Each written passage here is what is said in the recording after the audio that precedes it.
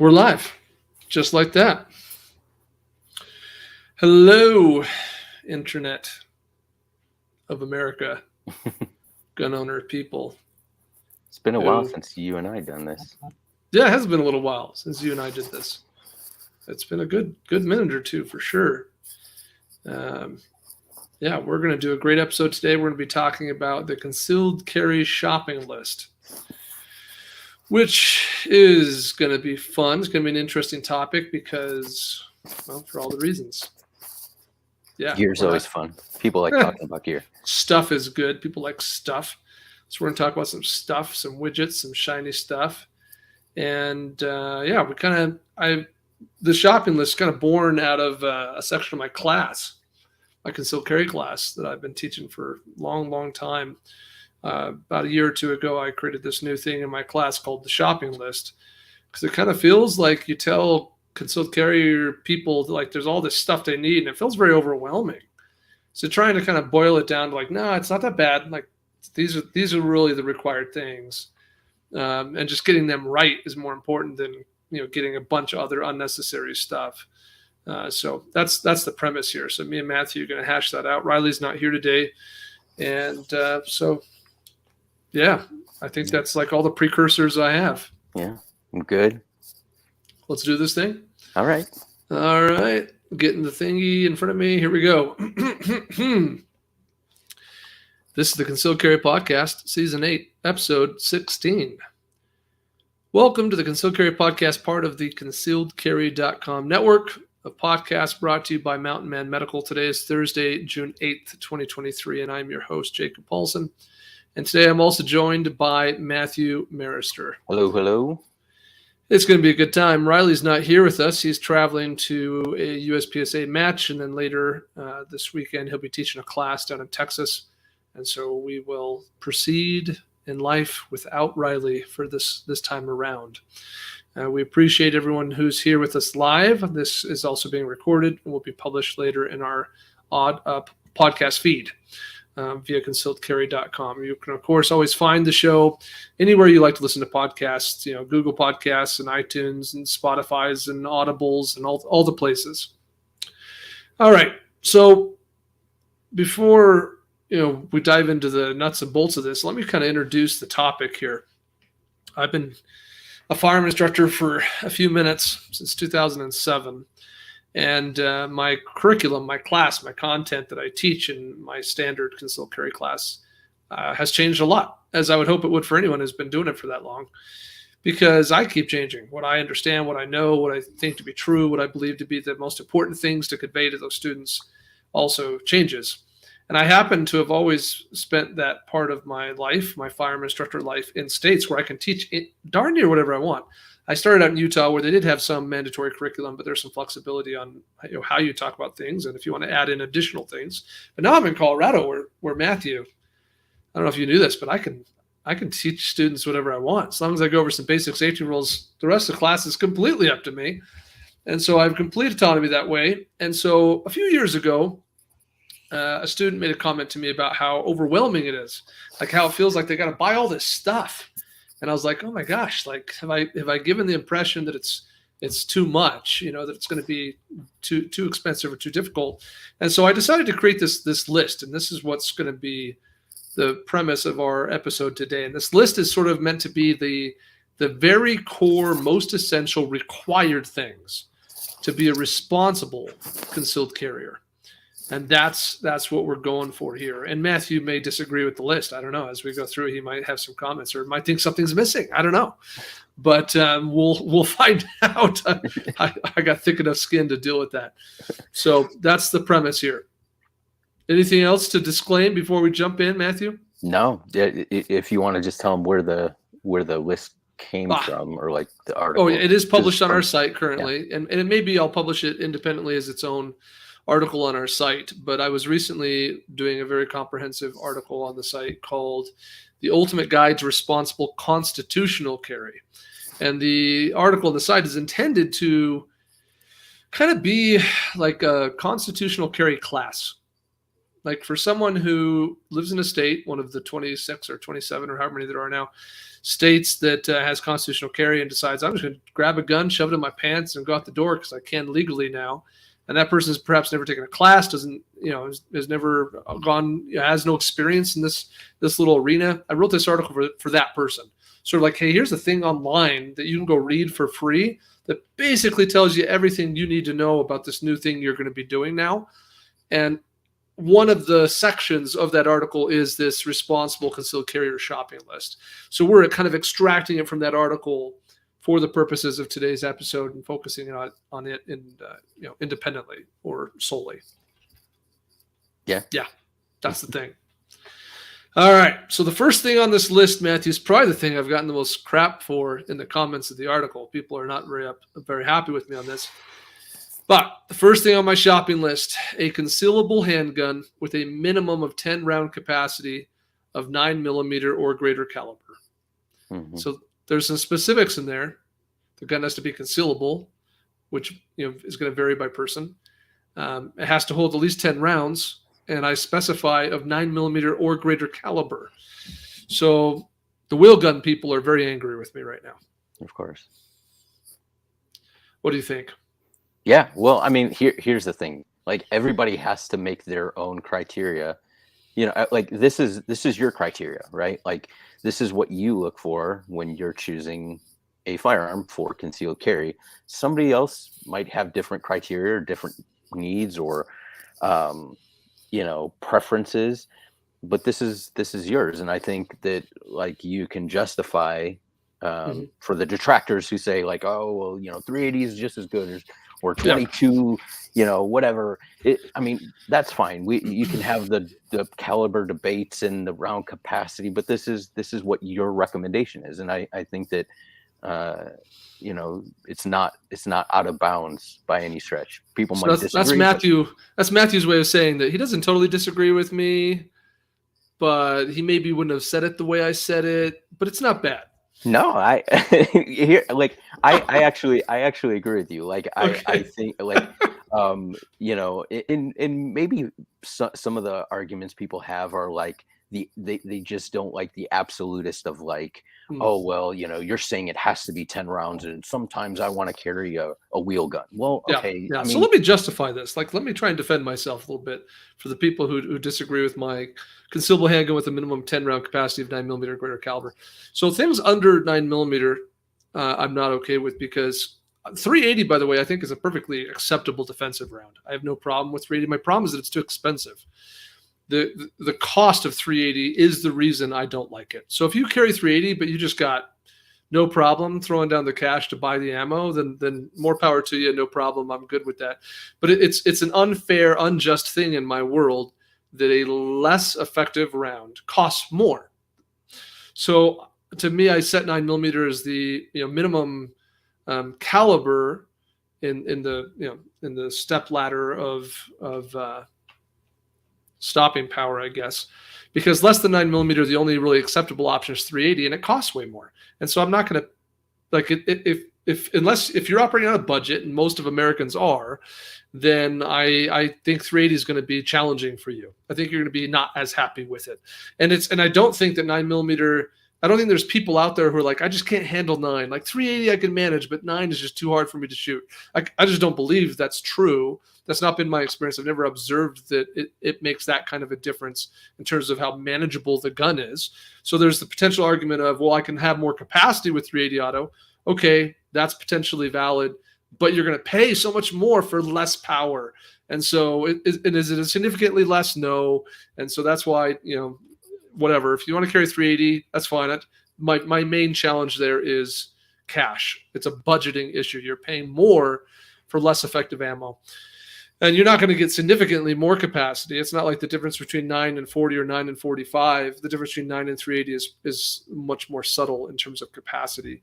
And as to capacity, the other place I might take some flack on this, my defense there is simply that in the gunfights that we look at, the interviews that we conduct, and the DGUs that we look at, and the conversations I have with people who analyze thousands of gunfights, people like John Correa, Dave Spalding, when you hear from those guys and the intel that they have, the general consensus is 3, 4, 5 rounds might get it done, maybe even on average. But I think today, with the available handguns on the marketplace, there's really no excuse to limit yourself that way, because the odds are not minuscule that you'll need more than 5 rounds, that you'll need more than 6 or 7 rounds. And so you got to draw a line if you're going to draw a line. I guess you don't have to draw a line, but if you're going to draw a line somewhere, I choose to draw it at 10.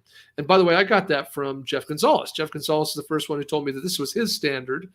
And I just, I heard the way he defended that idea, and I felt very comfortable with it. And so it's arbitrary. I'm the first one to admit it's not like I have some data that says 10 rounds is how many rounds you're going to need in a gunfight. It is arbitrary. I'm drawing a line somewhere.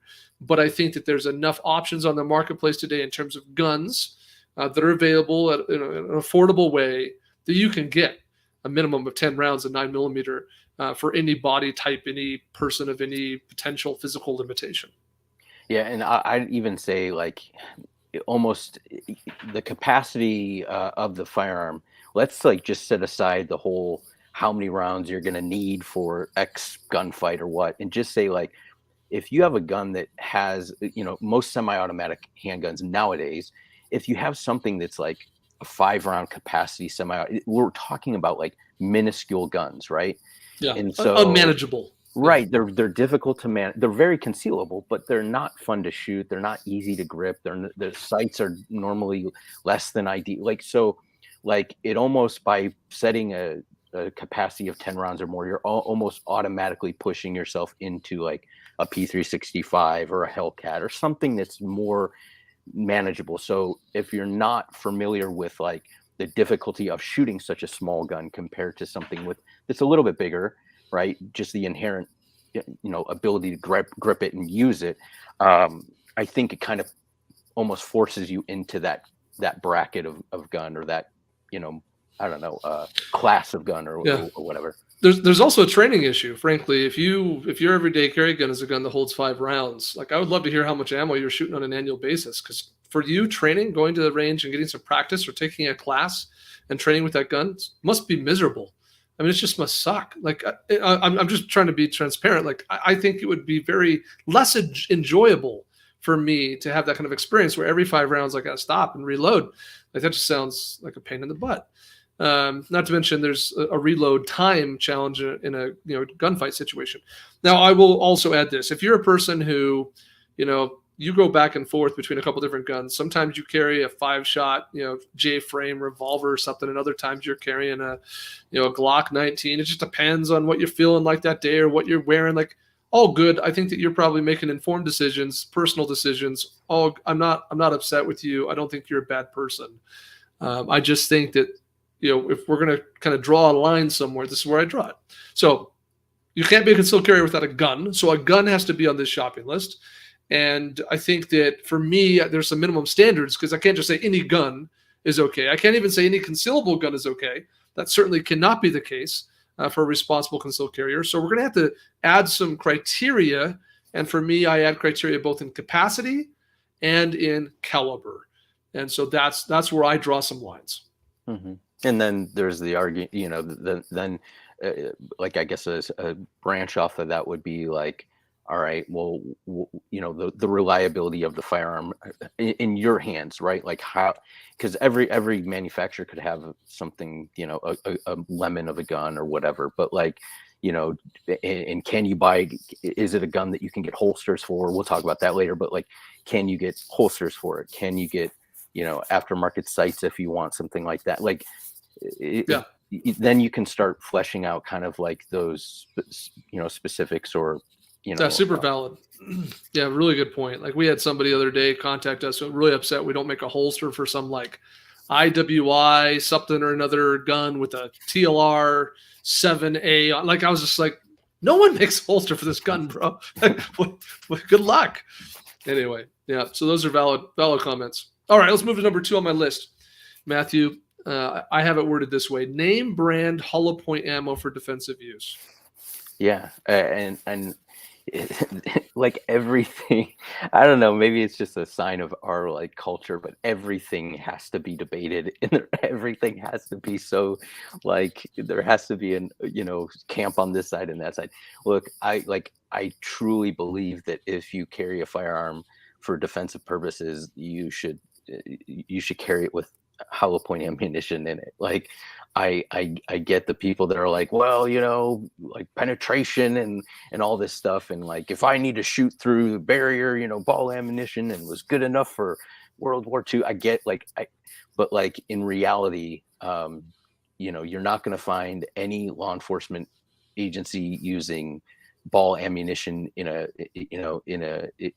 their duty duty gun. firearms. They're just not, because there's a bigger risk of either pass through or just the way ballistics are with a ball ammunition with ricochets and how it goes through different materials. And so I just think it makes sense, and you want to get something that cycles through your gun. So the hollow point ammunition, you have to make sure, because not all the hollow point ammunition is exactly the same as far as the way the projectiles designed. So some of them have different angles and it might not reliably feed in your firearm. So not only getting a hollow point ammunition that is reliable in your firearm, and but it expands reliably, it penetrates consistently,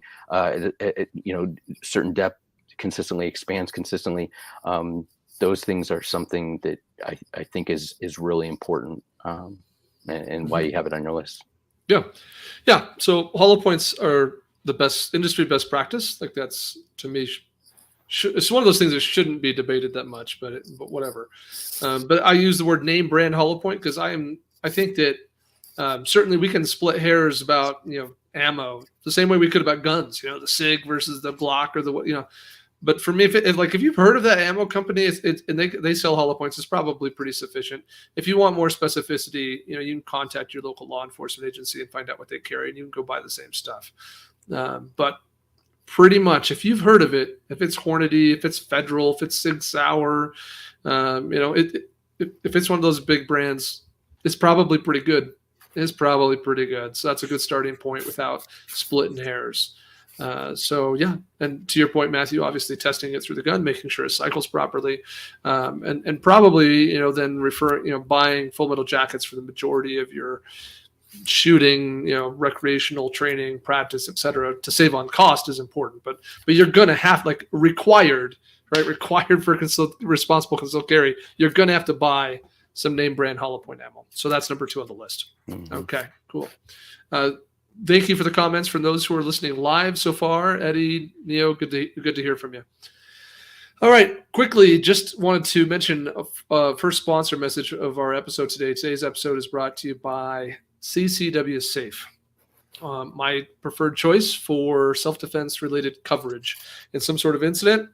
It's the team at CCW Safe that I'm relying on to come to the aid of me and my family to manage the situation and help us not only financially, but also emotionally, mentally, and ultimately to prevail in the legal fight that may follow. So check it out, ccwsafe.com.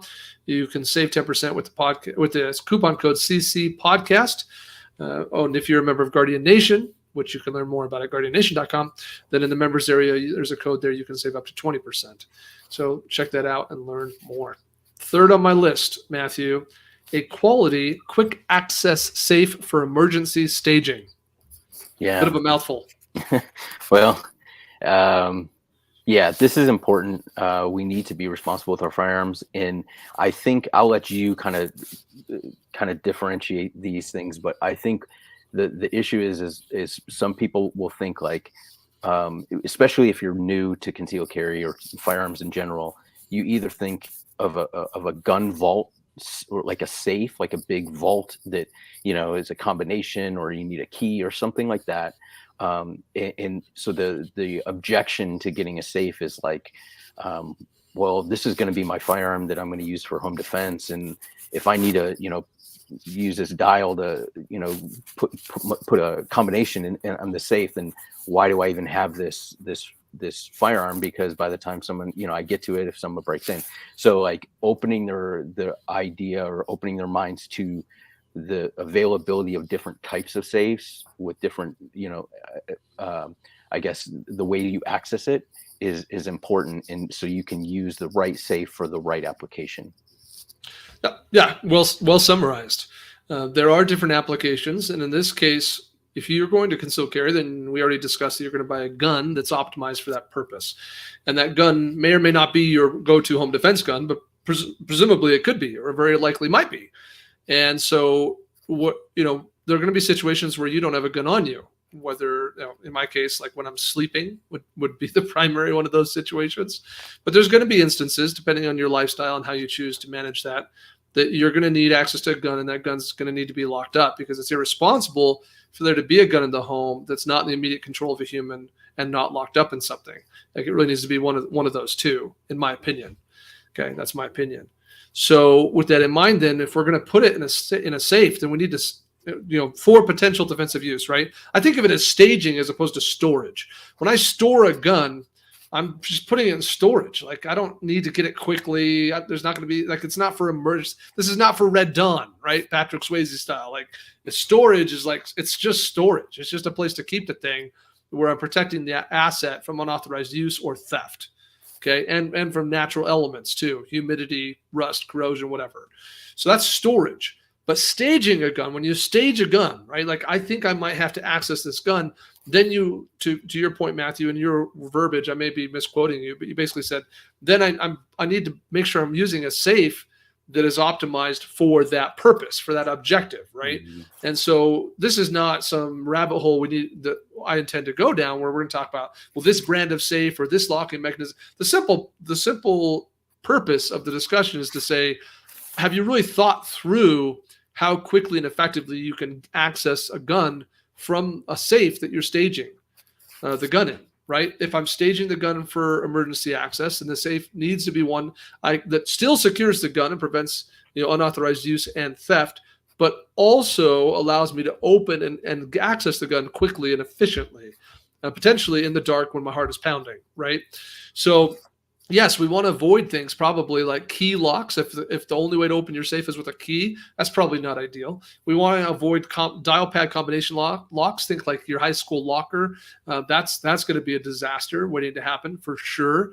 Even when I have a gun safe like that, and it's a storage gun safe, not a staging gun safe. But I have a storage gun safe that's like a dial pad thing. And when I'm calm and focused and the lights are on, it sometimes takes me 3 tries to open the dang thing. 3 times past this number, 2 times past, forget it. There's no way I'm getting that open when my heart's pounding. Okay. So we got to think through that a little bit. I really like a digital button keypad type safe, specifically ones that are kind of oriented to the shape of my 4 fingers. So I can very naturally kind of align those in there, even in the dark without looking, find those buttons and put in the combination. Those are kind of my favorite design. I think originally really pioneered by Gun Vault. Today, that kind of style available from several brands. Some people really like biometric. I'm not really sold on the biometric yet, but I think it potentially meets the criteria that we're discussing if you feel that it's reliable enough for you. But the point is to think through this idea of, what am I locking the gun in? And because in order to be a responsible concealed carrier, you have to have a gun safe. Like, you can't not have one. And so we're presuming that you are going to want to stage your gun for potential emergency use when it's not on you. So then we're presuming you need a quick access safe. That's kind of what I'm getting at here, is that we put this on the list of required, concealed carrier shopping list, because you can't be a responsible concealed carrier and not have a gun safe. And if you're going to have a gun safe, and it's going to be your only gun safe for that gun you carry around concealed, then we're presuming you need a safe that allows you quick access for potential emergency use.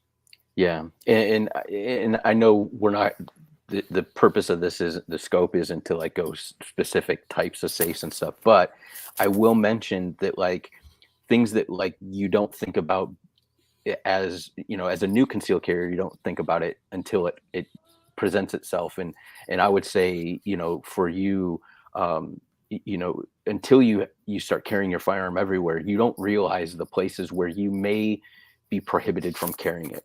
And so it might make sense to consider having some sort of way to lock the gun up in the vehicle. And I'm not talking about storage of like, hey, I get in the car, I take my gun out and I put it in this holster as I'm driving around, and then this is how I carry the gun. I'm talking about in the event you have to go, say, into the police department or into post office. the post office or the doctor's office or something. They're going to be, you're going to be going getting x-rays and stuff, and you can't show up with the firearm. And so, like, yes, we don't want to store the gun in the vehicle, but if there is a purpose, a reason where you can't get out of it and you need to store the gun, having some place to lock it other than the glove box or hidden somewhere in the trunk under the spare tire or something like that, having a place to secure it is not a bad idea. So just something to consider. Yep. Love that. I'm really glad you brought that up, because that kind of becomes necessary in the lifestyle of a concealed carrier. So that's good stuff. All right. Next on my list, and this is the one that's most dangerous, meaning it could really pull me into a rabbit hole if I'm not careful. But you're going to need a quality holster that meets the 4 holster rules. We've done a podcast episode, at least one, maybe more than one in the past, about the 4 holster rules. We have dedicated articles on our website about the 4 holster rules. In a classroom environment, this is something I would spend some time going into. And so we will quickly review those today. But I think, Matthew, for me, it is my own belief that on average in America, the number one biggest mistake that concealed carriers make when they first start to carry concealed guns is buying a bad holster. And that's a bold statement of all the dumb things that people could do coming out of a concealed carry class and getting a permit. For me to say that I think the number one biggest mistake they make is buying a crappy, junky, not optimal holster is pretty bold. And I truly believe that's true. It's just one of those things because A, the vast majority of holsters for sale are not very good. B, the vast majority of places where people would go to buy a holster do not generally stock good ones. Pretty hard to find good holsters at the Sportsman's Warehouse, a Cabela's, a Bass Pro Shop, a Shields.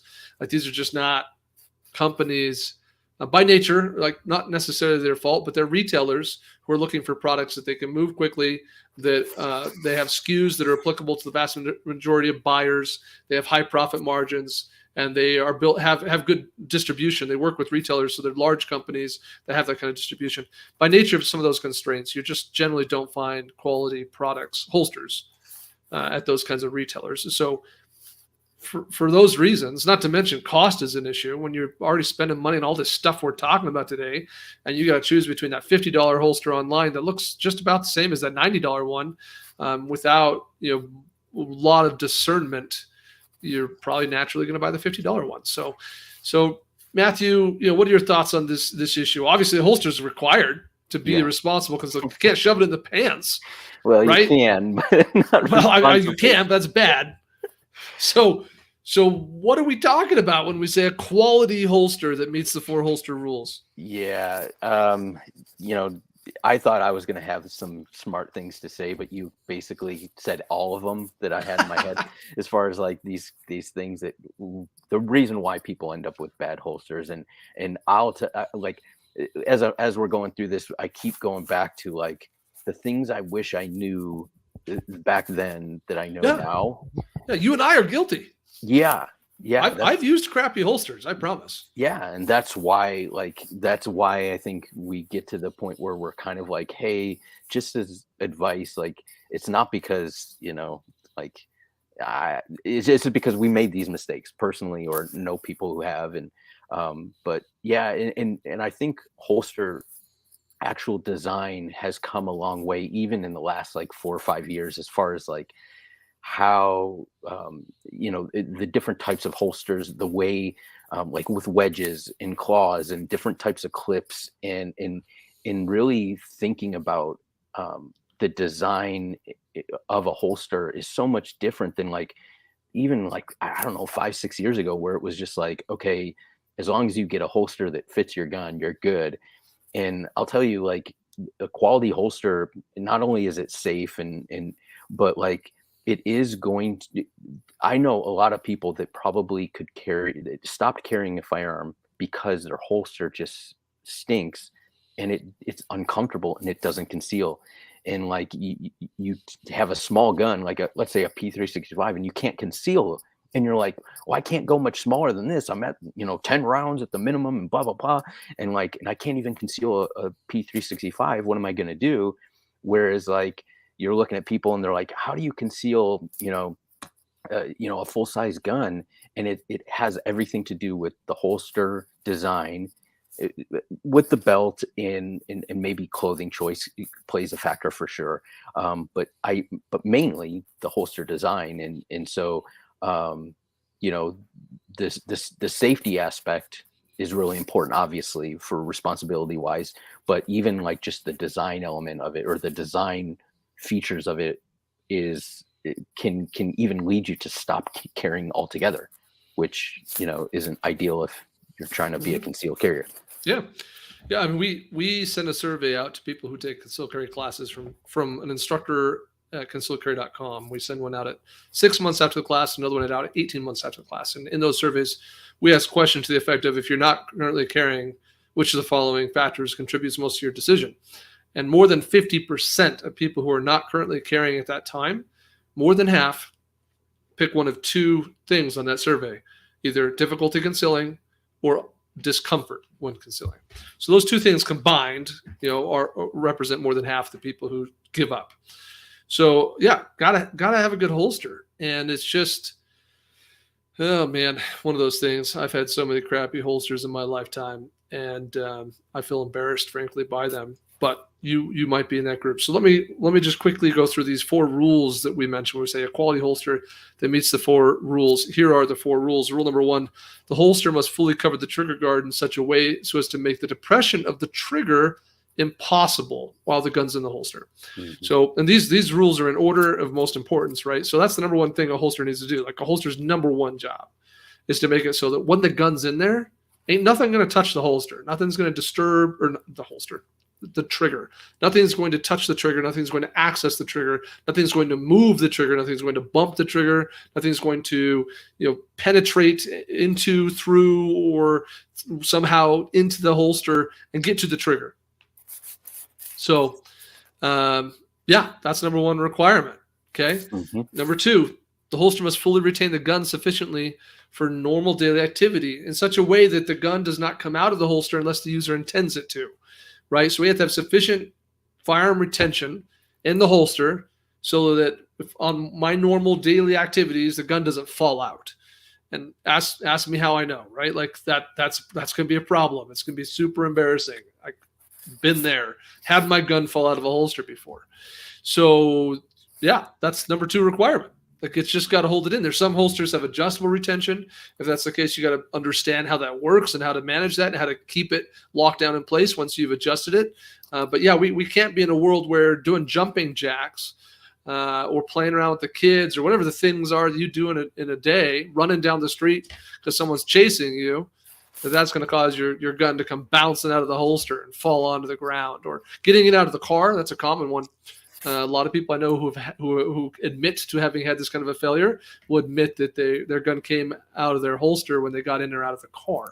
Something about the nature of the way they sit down, pressure from the seat, things like that. So, rule number 2, mm-hmm. gotta have retention for the gun into the holster.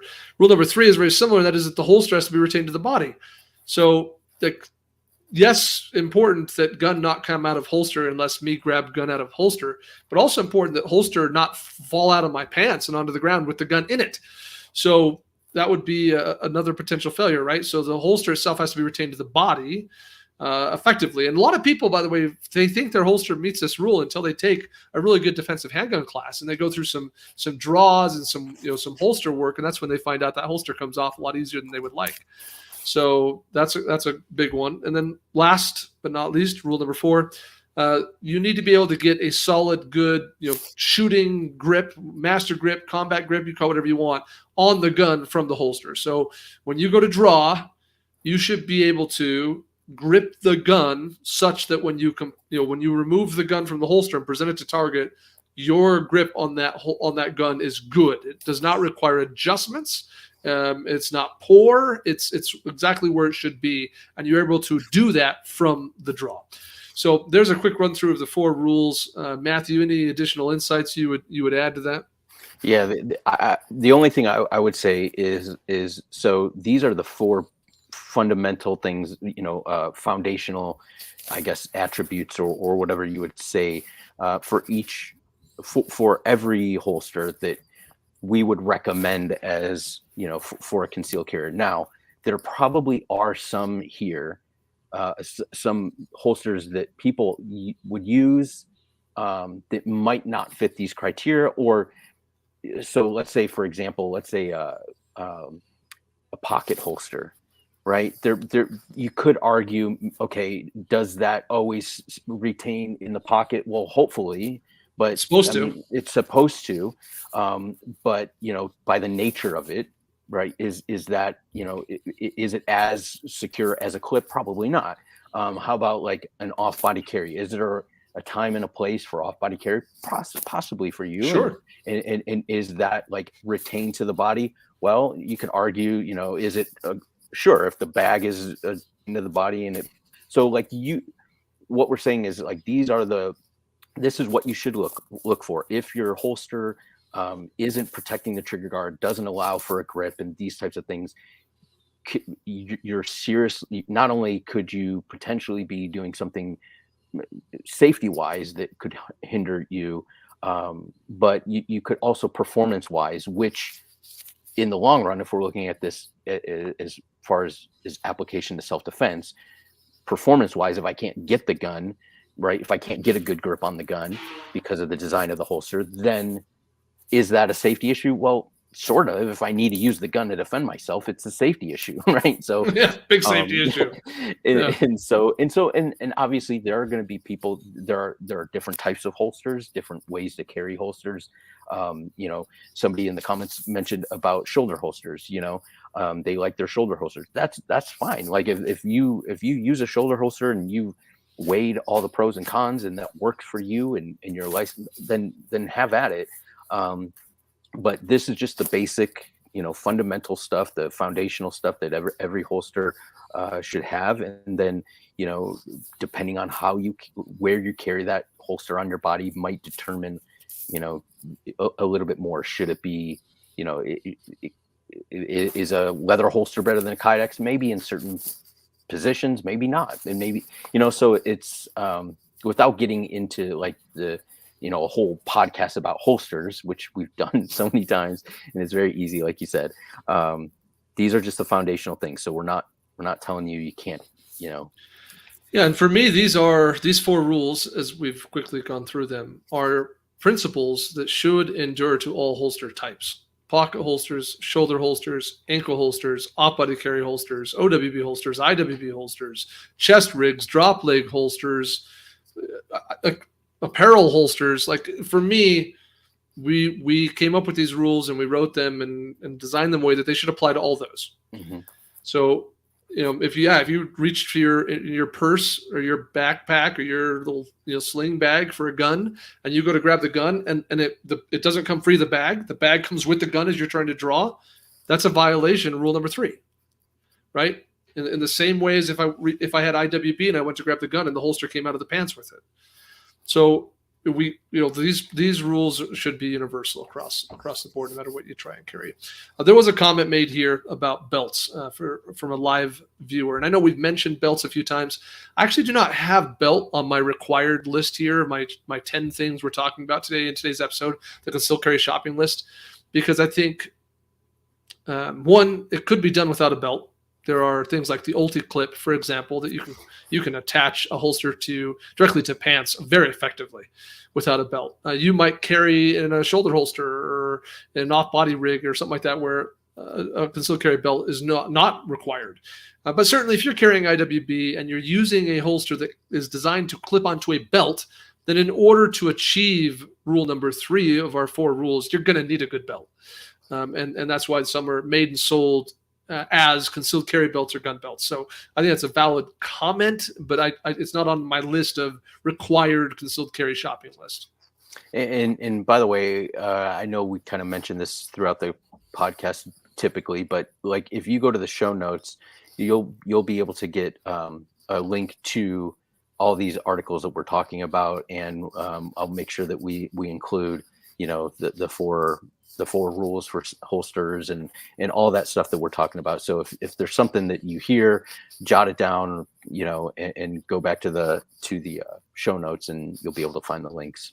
Yep, absolutely. All right, moving down our list, the shopping list for concealed carry. The next one. This is one that, if there's one that could be removed, if someone said, Jacob, you got to remove something from this list, this is the one I would remove. But I still think it's extremely important for responsible concealed carriers, and that is a dedicated range bag to hold all your range-related gear. Yeah. So you're going to have to go to the range. You're going to have to shoot ammo on occasion in order to be a responsible concealed carrier. There's no way around that. And because of that, because you're going to have to go to a gun range on occasion, you're going to need to take certain gear with you. And for me, a range bag becomes required because it, one, ensures you never forget anything because you can leave it packed all the time. Two, it helps you take more of the things you need because especially if it's designed for this purpose. If it's not some repurposed backpack, but if it's designed for this purpose, then it probably makes it really easy to have, you know, eye pro and ear pro and ammo and targets and all the things. So it also, by having a dedicated range bag, it keeps you from making the mistake of repurposing that bag you took to the gun range a couple weeks ago as your carry-on and trying to go through a metal detector at the airport with it and wondering why the dog is now sniffing you. So just for whatever that's worth, a dedicated range bag to hold all the things is on my list. Yeah, I mean, I really can't add anything useful. You know, you mentioned you would take this. I mean, we have to have 10. It has to be an even number, and you couldn't do 8, so we had to do 10. Well, I technically cheated. We could remove this and still have 10. There's technically 11, and frankly, the next thing on this list is listed as one thing, but it's really 2. So I did cheat. There's technically anyway. All right, Matthew. Next on my list: quality, safety, eyewear, and electronic earwear. Yeah, I mean, like here's full disclosure here. For a long time, I didn't wear proper eye protection when I was shooting, and you know, I didn't grow up learning about guns, like, you know, shooting guns, hunting, or anything like that. I learned to shoot in the Marine Corps. That was the first time I shot, and believe it or not, they're not super big on wearing eye protection or ear protection when you're shooting. So you know, it wasn't a big thing. Like you had to bring ear protection to the range. If somebody didn't show up, you picked up cigarette butts and shoved them in the dude's ear, and that was their ear protection. Wasn't issued. It was like, you're shooting whatever, and so people just like, okay, whatever.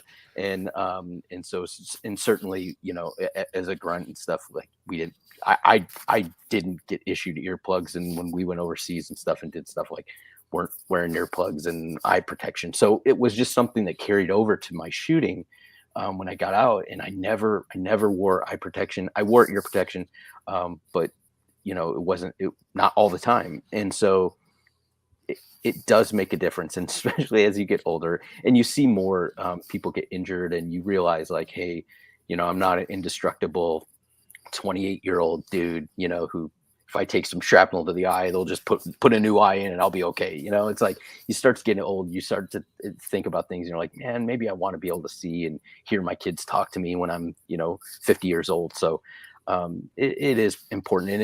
And you know, if I think the biggest hurdle for people are those that wear prescription glasses, and like trying to get say, like, well, do my prescription glasses count as eye protection? And most likely the answer is no. And so it's like, well, then they grab a pair of clear eye protection, try to put it over, and it distorts their vision. It's falling off. It doesn't fit well. And so I think the biggest issue is for people that we have prescription eye, you know, a prescription for their eyeglasses, and you have to get like a prescription, you know, eye protective, you know, protective eyewear that is a prescription that's more expensive, and you can't just go to the store. I think that's the biggest hurdle for most people. No, you're not wrong. That's not something I've had to deal with, myself up till this point in life. Probably later that's coming. But I've also changed my mind on how important quality eyewear is. Like if you'd asked me 5, 6 years ago, hey, Jacob, I guess I need some safety glasses. What should I do? I've been like, dude, go to Home Depot and get some with the picture of the construction worker. They'll be $10 to $15. Those will be more than adequate. But the more I've learned, obviously, the more I've been around this industry, the more I've learned that there are different levels of quality in safety glasses, and the $20 ones are not as good as the $200 ones. Not even close. So I think you're going to have to, and this might be one of those places we all have budgets. So if you're listening to this and you're just starting out and you're like, oh my gosh, this is adding up. Like this is starting to sound really expensive. That these guys are going down this shopping list, and it's like, I only got so much money I can allocate to this little part of my life. Well, then maybe you have to start with some $50 safety glasses, and down the road, that's a thing you upgrade. That's a thing you say, okay, I'm going to spend. It's time for me to get some good safety glasses. I've been doing this a lot. I go to the range often. It's time for me to buckle down and throw some cash down. I think that would be a fine approach. Like I would not shame you on that. But I do think that it's worth noting that you probably do need to spend in the ballpark of $75 to $100 minimum to get a really good pair of safety glasses. And I tell you, the more I am around guns, the more I do this professionally, the more instances I can, like personal stories I can relate to you of times I've seen safety glasses save people from going blind on a gun range. It's like 10 years ago, I've been like, yeah, I've seen it on YouTube, but today, like I can tell you several personal stories of times where it's like, phew, thank goodness for those glasses. So for whatever that's worth, like you don't want to be the guinea pig on that one, I promise. Yeah, and I also mentioned this is a cheater, right? Because I said there's 2 in 1 here. We talked about eyewear, but also earwear. So safety glasses and protection for your ears as well. You need to protect your ears. Most people do that. I don't see people at a gun range without ear protection shooting, because I think we all like to not have ringing pain in our ears every time we go shooting. But for whatever it's worth, that's another one of those places where something cheap probably is adequate, more or less, but spending some money and getting something of higher quality is probably worth doing in time. And luckily, you don't have to spend as much as you used to get quality electronic ear protection. Even for $40, $50, $60, $70, you can get some pretty decent electronic earmuffs. And for most people, that's more than adequate. For people who, they do this for a living or they're competitive shooters, maybe they want to get something even higher end than that. But for most people, you probably could get away with a $40 to $80 investment and have a really good pair of electronic earmuffs. And I think electronic earmuffs, I specify that in the requirement because I think it's important you be able to hear human voices when you're on a gun range. So blocking out, negative, harmful, bad, loud noise above the safe hearing level is important, but also allowing in human voices is important for safety and for enjoyment on a gun range. So that's why it's worded quality, safety, eyewear, and electronic earwear. Yeah. I'll second the electronic earwear. I mean, you hit on the just enjoyment. I mean, it is so. If you haven't used, electronic muffs, I would highly suggest it will change the way when you go to a course, the way you're able to receive information, you're able to talk, you're not screaming. It's just so much more natural. Night and day. Yeah. All right, next on my list here, and we're getting pretty close to the end. It's not that long of a list, right? I said there were 10 things. Quality trauma kit with, and then I got some disclaimed like minimum components here. So a quality trauma kit with a minimum of a tourniquet, chest seals, pressure bandage, and hemostatic dressing. Yeah, this has been a good thing I think I've seen over the last several years is the emphasis on individual first aid equipment or trauma gear.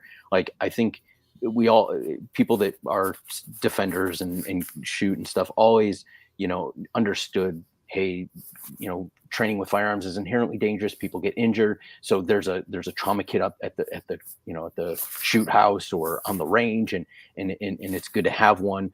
But like I think that we've really come to the point of like it's almost a given that everybody should have individual gear, at least, and whether or not you carry that every day, that's not the point. The point of this is that when you go to the range, you need to have individual gear that you have on you or within arm's reach, that is your own, that you know what's in there, that it's not expired, that it's staged properly, and that, because just the fact that they have a, trauma kit on the range somewhere is not going to be beneficial to you if you need it and you get there and the tourniquets are, gone or not staged, or there's no, like, you need to have your own gear. And this is why it's so important. This is so important. Yeah, and beyond the gun range etiquette safety thing, there's also the reality of, in a defensive shooting, having access to that kind of gear. Or for other non-gun related medical emergencies, doing something stupid with a kitchen knife, or being in a car accident, or any other number of potential situations where you might save your life or the life of a loved one by having a trauma kit available to you. So we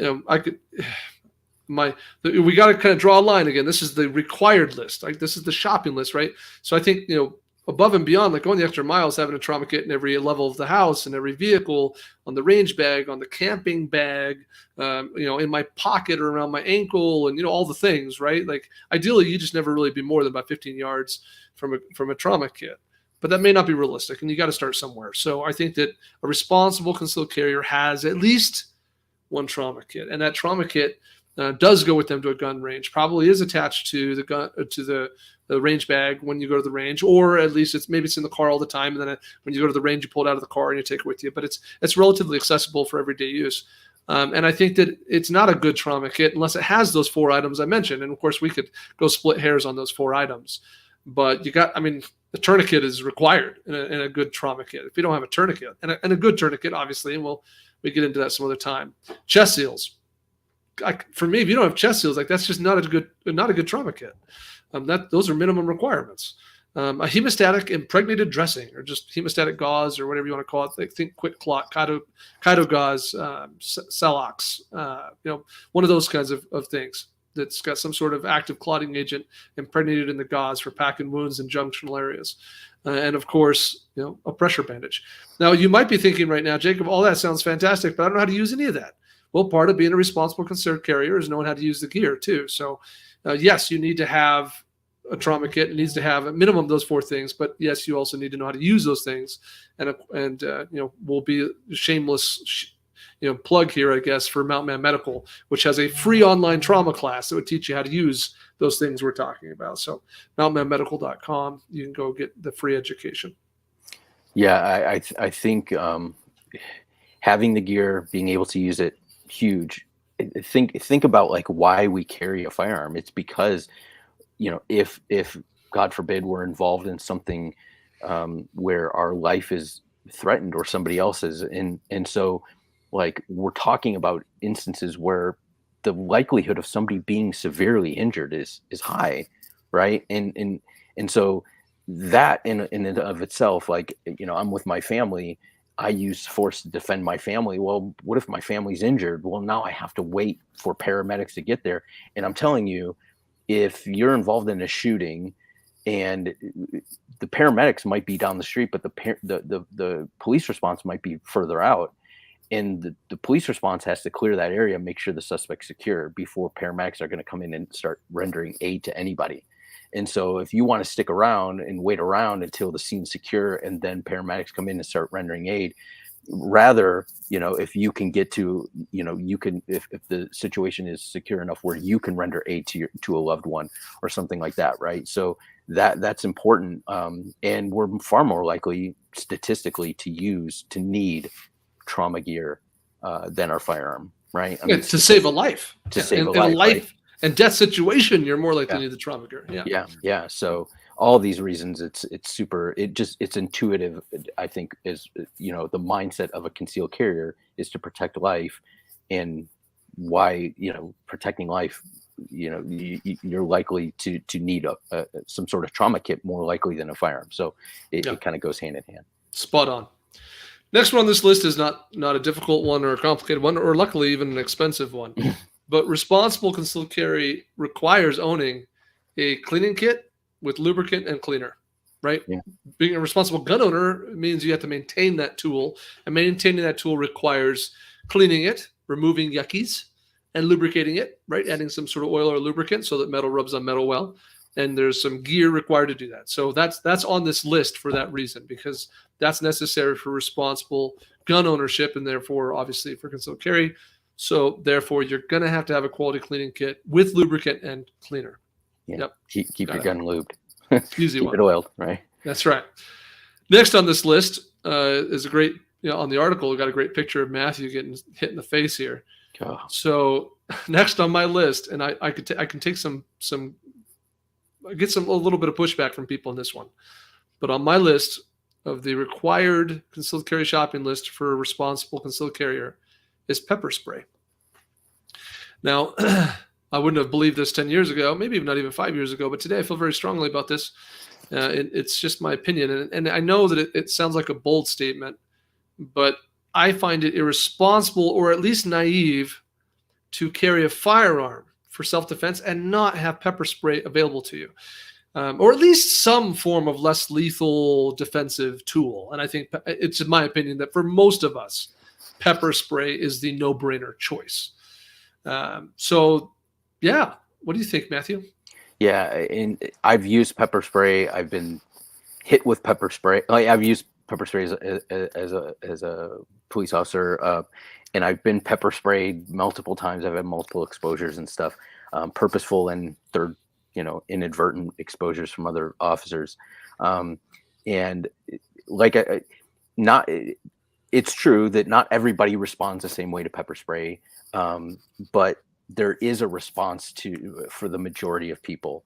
And I think, it is, if you watch a lot of maybe interactions between people, that led to somebody using deadly force or producing a firearm or something. Some of these probably could have been handled with less lethal, something like pepper spray. And so while maybe they weren't arrested or charged for using their firearm because it was justified in the totality of this incident, it might not have had to get to that level, which protects you from a higher, I guess, threshold or danger of, a rogue prosecutor or ending up in jail or whatever. Like, if we can avoid that, right? And so I'm not saying don't use a firearm, not at all. Like, when you have to, of course. I'm just saying if you had a tool that you had on you that you could use, that would be more appropriate before that, it would be great. And I disregard, I know some people are like, well, what if I carry pepper spray and I use firearm? Isn't somebody going to say, you had access to this and you didn't, and that's going to trip me up in court? It's like, your use of force is if you're justified in using force, deadly force, you're justified in using deadly force. So don't think that because you had a less lethal option and you didn't use it, if you're justified in using deadly force, great. If you're not, then yeah, that's going to be a problem whether you had pepper spray or not. Yeah, I mean, the counter argument is that couldn't you also argue that the fact that you had pepper spray on you means that you're the kind of person who would only go to the gun if you absolutely felt it was necessary? Exactly. Isn't that like part of the narrative? Oh, this guy carries pepper spray because he'd rather use it than a gun if he could. Right. So I think those arguments at very least balance each other out. But I think that it's nonsensical regardless. When all you have is a hammer, everything looks like a nail. If the only tool you have on you to defend yourself is a gun, then you're very limited in your options. And unfortunately, you're left in a situation where when there's any ambiguity at all as to whether or not the threat you're facing is potentially deadly, then you're in a really awkward spot where you both, ethically, legally, and morally really can't defend yourself because you don't have an appropriate tool for the threat you're facing. Mm-hmm. So, in the words of the legendary lawman Chuck Haggard, right? Like, pepper spray is for everything between a harsh word and a gunfight. Like, all that stuff in the middle, which is way more likely to happen to you than a gunfight, right? Like, you're way more likely to need pepper spray or to be in a confrontation where pepper spray is the appropriate response than you are to ever be in a confrontation where a gun is the appropriate response. Right. And because it's so cheap, because it's so inexpensive, because it's so easy to use, because it's so small and easy to have on you, I find that there's really no excuse to not having it. You can even take it some places where you can't take the gun. So it's a non-permissive environment opportunity as well. So yeah, pepper spray. Can't say enough about that. And quality pepper spray, of course. And I'll just disclaim by saying that for me, I just restrict my students to buying Saber and Palm. And Palm is my personal preference, POM. But those two brands are brands that I feel very confident in. There might be others that are very good, but those two are two that I feel, the people who know things and the research I've done as well would suggest to me that those two are brands that you can absolutely count on. For sure. All right, last, we're coming up on our 1 hour mark too here for today's show. So this is the last on the list. And I should quickly add that our second and last sponsor message as well. This episode is also brought to you by KSG Armory. We had a very enthusiastic discussion earlier, Matthew and I, about holsters. And KSG Armory holsters are some of the best holsters in the game. And what I can absolutely promise you is that every KSG Armory holster meets those 4 criteria. And all of them check all 4 of those boxes, I promise. So, understanding that, and also understanding that's a company and a brand that makes holsters that are optimized for comfort and concealment. They understand wings and wedges and all those kinds of things and how to best optimize them. I can just assure you that's a brand that you can feel comfortable and safe with. And they have a 60-day, no questions asked return policy. So once you get that holster, if it doesn't work for you for any reason, you have 60 days to get your money back 100%. So check them out at KSG. KSG stands for Knowledge Skills Gear. KSGArmory.com. Last thing on this list, Matthew, and this is one I don't think I'll get any pushback on, a quality high output flashlight. And I don't mean a weapon mounted light. Certainly that's an option. But I do think that required for responsible concealed carry is a high quality, high output handheld flashlight. What are some reasons why I would feel so strongly about that, Matthew? What do you think? Well, and I'm glad you differentiated between a weapon mounted light and a handheld light. They serve different purposes. You can use them. You can actually have both of them. And, sure. And it's not violating any it's all good. Right? More the merrier. Yeah. One is mounted to your firearm. The other, you're talking about a handheld flashlight, so you can identify threats. Right. If at night you can identify a threat without having to point a gun at it. Right. That's important, because before we point guns at things, we want to identify them, that they need to have a gun pointed at them. And if the only light you have is on your firearm, it kind of makes it difficult to do that. So safety wise, that's number one, like identifying a threat, identifying things, and being able to do that. And practically speaking, like having a handheld flashlight, it can also, if you can identify, if you're, let's say you do have to use medical equipment, or you do have to treat somebody, having light at night in a situation to be able to see things, what's going on, is important. So, I mean, there's practical application to having a handheld light, administratively and all that kind of stuff, but to differentiate out between, because I know like some people will say, well, I got one on my gun, or maybe I should put a weapon mounted light because police have them on their firearms. Yeah, it's fine. There's nothing wrong with that, but they serve 2 different purposes. Yeah, and if you want a weapon mounted light, that's all good. I just don't think it's necessary to be a responsible concealed carrier. It certainly does limit your holster options significantly when you put a light on your gun. Maybe you just only have a weapon mounted light on your home defense gun and not your carry gun or whatever. It's all good is the answer. Like me and Matthew were sort of like, hey, if you want a weapon mounted light, no problem by us, all good. I think that's a good thing. Maybe it restricts you a little bit on holsters, but there's no downside. But that being your only light is not okay. I find that irresponsible. I think a responsible concealed carry requires a high quality, high output handheld flashlight. A handheld flashlight has 2 purposes in this defensive arena, which we are discussing today. The first one, which you already pointed out, Matthew, right, which is identification of a potential target, right? I need to identify, is that really a threat? Is that really a target? Is that something that requires me to deal with or not? Or is that my kid who's up late at night, thinks he needs string cheese at 3 a.m. because teenagers are weird like that? Or is that some other something else entirely that, well, once I light it up in that parking garage, I'm going to be able to see, oh no, that's not a threat. So that's purpose 1. Purpose 2 is that the flashlight itself can be its own defensive tool.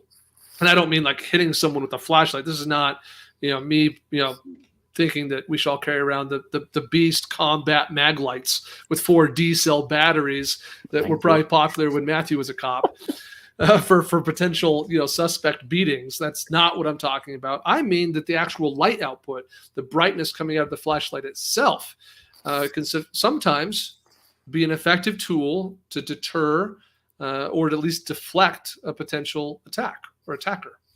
I have on me right now my Ready Up Gear Spark flashlight. These are out of stock right now, right? I tell everybody to go buy one, but I love this flashlight quite a bit. And it fits in my hands. It's really small, but it's 550 lumens of lightness. My webcam just got really upset with me for flashing it. And this can be a very effective tool. I mean, shine this in someone's face in a relatively low light environment. That person's probably going to be blind for, a good solid 30 seconds of them not being able to see me at all. And they're going to be really angry with me also. So I got to bear that in mind. But that could be an effective deterrent or defensive tool. So for me, that's the secondary use of a good flashlight.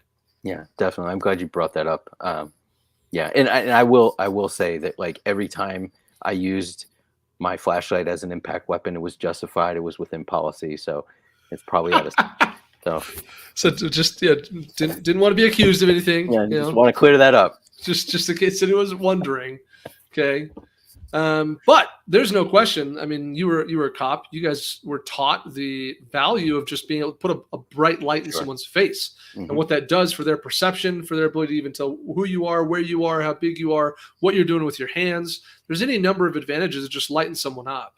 So, a good flashlight comes in handy. And frankly, of all the crap I got on me all the time, my gun, my tourniquet, my flashlight, my pepper spray, my lock picking set, my fire starting tools, of all this awesome prepper that's on me right now. The thing I actually use the most often, my knife, I didn't even mention my knives. The thing I actually use most often, that's all that stuff, is the flashlight.